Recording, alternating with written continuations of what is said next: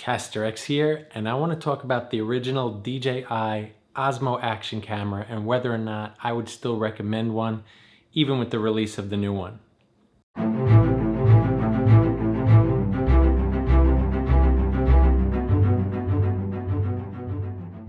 So let's get right into it while I show you some footage of a trip to Disney and take you back to a time right before COVID.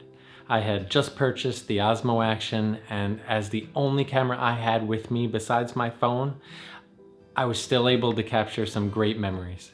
The original Osmo Action by DJI quickly became one of my favorite action cameras as one of the first viable options out there to directly take on the popular GoPro action cameras. Although I often found myself throwing it in my pocket for all types of shots that have nothing to do with action because this tiny camera is waterproof and built like a tank. The Osmo Action can shoot up to 4K 60 frames per second, which you can easily slow down for nice looking slow motion shots. It can do 240 frames per second in 1080p. It has phenomenal image stabilization that they call rock steady that has impressed me on so many occasions when I went to review the footage later and found the shot was super smooth. There is a screen on both sides of the device, which has always made it really easy to frame my shots even when pointing it at myself. At the time it was released, even the GoPro cameras lacked a front-facing screen for this.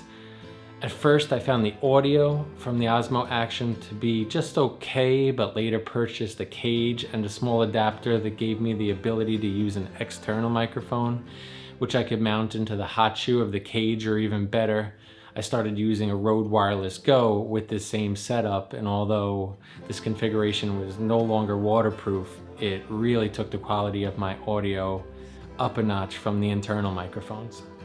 At first, in automatic settings, I found the Osmo Action would at times overexpose skies and highlights from time to time, but after purchasing a set of magnetic ND filters, I was able to dial in settings that would expose my shots just fine.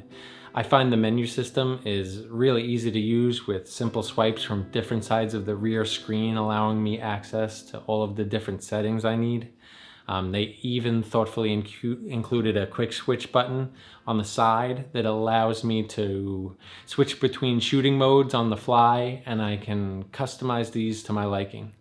The unit has a very fast startup time, and I can be recording within seconds of powering it on, or almost instantly if it is in standby mode and not fully powered off. This camera still has a permanent place in my camera bag and in my heart. So now we have to talk about the inevitable. While I have not purchased one at this point, the DJI Action 2 has been released with some improvements over this one. Mainly in the form of a smaller modular design with a magnetic mounting system that also allows you to attach a forward-facing screen or battery attachment for extended battery life. It has a slightly larger sensor for possibly better low light performance. You can record up to 4K 120 frames per second now, and not just 4K 60. But only for a short amount of time, as I heard it gets pretty hot at that resolution. They improved their rock-steady image stabilization to include horizon leveling and increased the width of the field of view from 145 to 155 degrees. With the screen attachment, you get 3 microphones, and it sounds like the internal audio has been improved slightly. So, do I think those improvements are worth over $500 for the dual screen combo?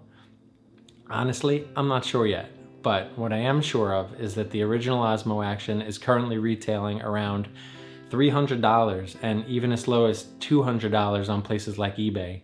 That's $200 to $300 cheaper than the new model. While I am totally excited by the new features, I still think the original Osmo Action is a viable option at that price. And listen, if cost is not an issue for you, go ahead and buy the Osmo Action 2. I'm sure it's great, and I may even review it in the future. But unless you really need to film at 4K 120 frames per second, need horizon leveling, or need to take advantage of the slightly better low light performance of the larger sensor, I would encourage you not to ignore the original just because it's not the brand new one. It is a very capable action camera with an attractive build, great features, interchangeable lens covers for things like ND filters, and the ability to throw it in a cage with an adapter for external audio. I also almost forgot to mention, you can change the battery. Changeable batteries and lens covers give this camera some serious longevity.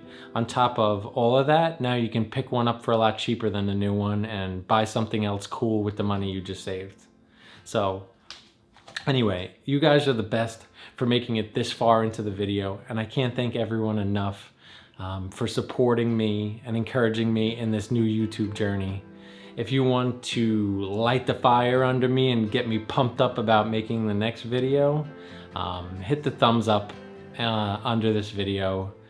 It lets YouTube know you like what I'm making. If you really want to help me out, subscribe to my channel and ring the bell down there for notifications about future videos. And listen, I love this. I love you all. Have a good day or night or whatever it is wherever you are. Kastor X here. See you soon. Keep creating, and thanks a lot. Take care of yourselves. I just got engaged to this Looney Tune. I just got engaged.